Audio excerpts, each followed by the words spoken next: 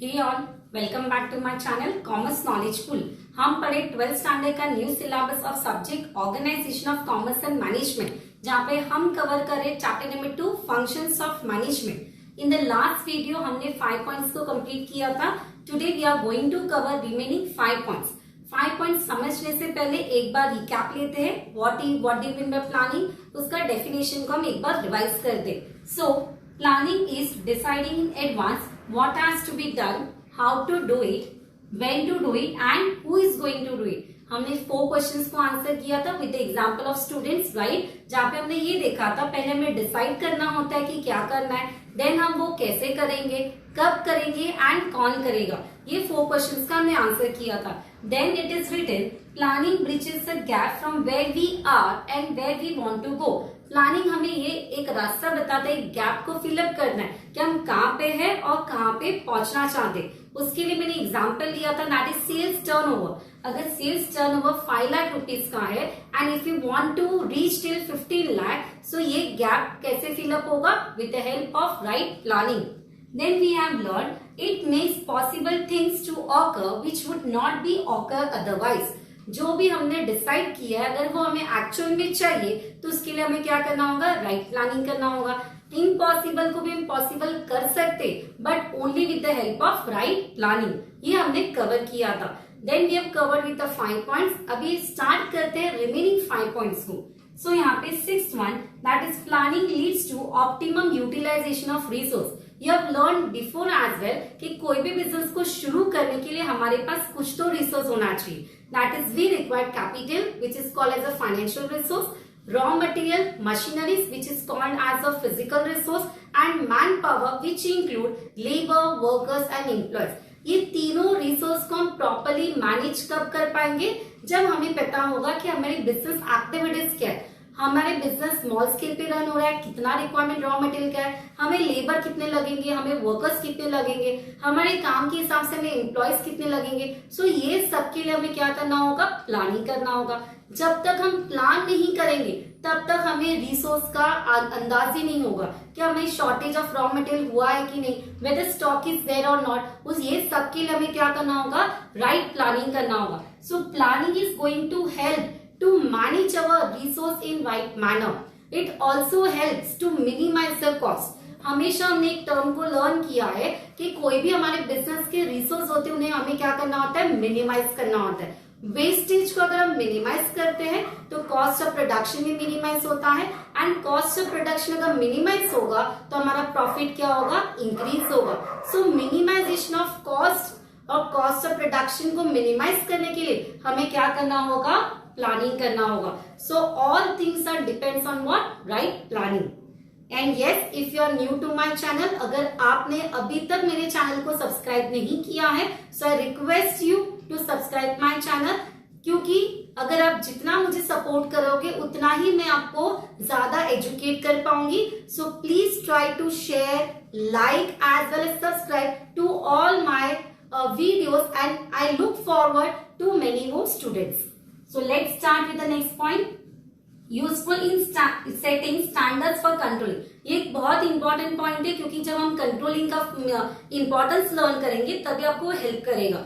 So what is the point? Setting standards for controlling. पहले हम standards को समझते। There are basically 2 standards. एक होता है कि जो हम टारगेट डिसाइड करते प्लानिंग स्टेज में, एक होता है जो हमारा एक्चुअल परफॉर्मेंस होता है। सो your standard performance should match with your actual performance। For example, हमारा सेल्स टारगेट था दैट वाज 5 लाख, ठीक है? तो 5 लाख अगर मैंने अचीव कर लिया तो my standard target was also 5 lakh और my actual result was also 5 lakh. मतलब मेरा प्लानिंग क्या है? 100% करेक्ट। बट मेरा टारगेट था दैट वाज 15 लाख, बट मैंने सिर्फ कितना अचीव किया, कितना सेल्स कंप्लीट किया? ओनली 5 लाख। मतलब मैं टारगेट के पास हूं क्या? नहीं। So if I want to match my standard target with the actual result, उसके लिए मुझे क्या करना होगा? राइट प्लानिंग करना होगा। अगर आपने फॉर एग्जाम्पल आपके टोटल परसेंटेज अभी के एग्जाम पे आ रहे हैं 60%, राइट, एंड अगर आपको 70% चाहिए तो आपको क्या करना होगा? 70% के जितना एफर्ट्स लेना होगा, आपको ज्यादा वर्क हार्ड करना होगा, तब जाके आप क्या कर पाओगे? 70% तक पहुंच पाओगे।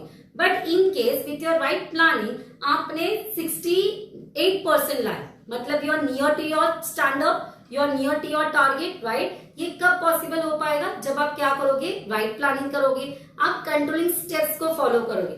अभी कंट्रोलिंग स्टेप्स मतलब क्या? Your standard performance should be equal to your actual performance. अगर स्टैंडर्ड और एक्चुअल सेम नहीं होता है, हमने सोचा था 10 लाख का टारगेट बट हमें मिला 8 लाख, ठीक है, स्टैंडर्ड और टारगेट मैच हुआ क्या? नहीं हुआ। स्टैंडर्ड मतलब क्या होता है? जो हम प्लानिंग के टाइम डिसाइड कर दे, हम प्लानिंग के टाइम एक टारगेट डिसाइड करते हैं कि हमारा सेल्स इतना होना चाहिए, हमारा प्रॉफिट इतना होना चाहिए। अगर वो प्रॉफिट हुआ, एक्चुअल में भी उतना ही प्रॉफिट हुआ, तो स्टैंडर्ड एंड एक्चुअल क्या होगा? मैच होगा। बट अगर स्टैंडर्ड मैच नहीं हो रहा है, एक्चुअल से मैच नहीं हो रहा है, तो हमें क्या करना होगा? अगेन प्लानिंग करना होगा, हमें करेक्टिव एक्शंस लेने होंगे, करेक्टिव स्टेप्स लेने होंगे, हमें डिफरेंस को फाइंड आउट करना होगा, हमें रीजंस को फाइंड आउट करना होगा। हमारा सेल्स टारगेट था 10 लाख बट सिर्फ सेल्स हुआ 5 लाख, ठीक है। So now I have to find out कि 5 लाख का सेल्स क्यों कम हुआ, उसके पीछे मुझे रीजन फाइंड आउट करना होगा। एक रीजन हो सकता है कि मैंने एडवर्टाइज नहीं किया होगा प्रॉपर्ली, सेकेंड रीजन हो सकता है मेरे प्राइस बहुत ज्यादा होंगे, थर्ड रीजन हो सकता है कि मैंने कम्युनिकेट नहीं किया होगा, फोर्थ रीजन हो सकता है कि मेरा प्रोडक्ट का क्वालिटी बेस्ट नहीं होगा। So all this reason I have to study and again I have to replan. तो ये कब पॉसिबल होगा? जब हम क्या करेंगे? प्लानिंग को फॉलो करेंगे। जब तक हम प्लान ही नहीं करेंगे, जब तक हम टारगेट डिसाइड ही नहीं करेंगे, तब तक हमें पता ही नहीं चलेगा कि हम स्टैंडर्ड तक पहुंच रहे कि नहीं, हमारा जो एक्चुअल टारगेट है वहां तक हम पहुंच रहे कि नहीं। So controlling steps are going to help us to find out the difference between the standard that is decided at the planning stage and your actual target. तो हमें स्टैंडर्ड को कंपेयर करना है with the actual, you have to find out the deviation, you have to find out the difference so that in future you can achieve your predetermined goals. Next one, that is facilitate coordination of all activities. Yes, very important. आपने सुना होगा कि हर एक business में, हर एक company में, organisation में n number of departments होते हैं। For example finance department, purchase department, production department, sales department, marketing department, HR department, this are the basic department. हर एक डिपार्टमेंट में क्या होना चाहिए? राइट प्लानिंग होना चाहिए, हर एक डिपार्टमेंट में कोऑर्डिनेशन होना चाहिए। अभी आप सोचोगे कोऑर्डिनेशन क्यों? Because every department is link up to each other. हम एक एग्जाम्पल लेते, for example if purchase production department has to produce 5000 units of goods, ठीक है, 5000 यूनिट्स ऑफ गुड्स उनको अगर प्रोड्यूस करें, so production department will contact to whom? Purchase department manager. Purchase department manager को क्या लगेगा? रॉ मटेरियल लगेगा। सो raw material purchase करने के लिए उसको क्या लगेगा? पैसा लगेगा। तो वो किससे कांटेक्ट करेगा? फाइनेंस डिपार्टमेंट मैनेजर से कांटेक्ट करेगा। It means if finance manager department provide the funds, then only purchase department will able to purchase the raw material. Purchase department raw material purchase करेगा तभी जाके वो प्रोडक्शन डिपार्टमेंट गुड्स को produce कर पाएगा। अगर प्रोडक्शन डिपार्टमेंट ने goods को प्रोड्यूस किया तभी जाके वो सेल्स कर पाएगा, मार्केटिंग कर पाएगा। इससे हमें ये समझ में आता है कि प्लानिंग हर जगह पे लगेगा। जब तक हम प्लानिंग के हिसाब से कोऑर्डिनेट नहीं करेंगे तब तक आपका टारगेट फुलफिल होगा क्या? नहीं, not possible. So it is very important, it helps, मतलब planning is going to help to coordinate with all activities of department. Next one, facilitate other management function. अभी what are the other management functions? हम planning को तो learn कर ही रहे, but other management function कौन से? Organising, staffing, directing, coordinating and controlling. अगर हमें अदर मैनेजमेंट फंक्शंस को हमारे बिजनेस में इम्प्लीमेंट करना होगा तो पहले हमें क्या करना होगा? प्लानिंग करना होगा। जब तक हमने प्लान नहीं किया तब तक हम बाकी के फंक्शंस को परफॉर्म नहीं कर पाएंगे। सो सबके लिए बेस कौन है? Planning is the base. So planning facilitate all other management functions. Last one, that is promote innovative ideas. As I said in the introduction lecture, that is planning. अगर आपने प्लान बहुत अच्छे से किया होगा तो हर एक एक्टिविटीज को हम अच्छे से परफॉर्म कर सकते। जैसे हमने एग्जांपल लिया था मदर का, अगर at the morning she has plan very well तो पूरा दिन अच्छा जाएगा, पूरा दिन स्मूथली परफॉर्म होगा, कोई भी प्रॉब्लम नहीं होगा। इन सिमिलर वे अगर आपका प्लान बहुत ही इनोवेटिव है, क्रिएटिव है, with proper ideas and implementation, तो 100% आपका बिजनेस का क्या होगा, ग्रोथ होगा. You will easily able to face a competition in the market. But वो कब होगा, जब आप बिजनेस में क्या यूज करोगे, प्लान में क्या यूज करोगे, क्रिएटिव आइडियाज, इनोवेटिव आइडियाज, और उसका सही तरीके से इंप्लीमेंट करोगे.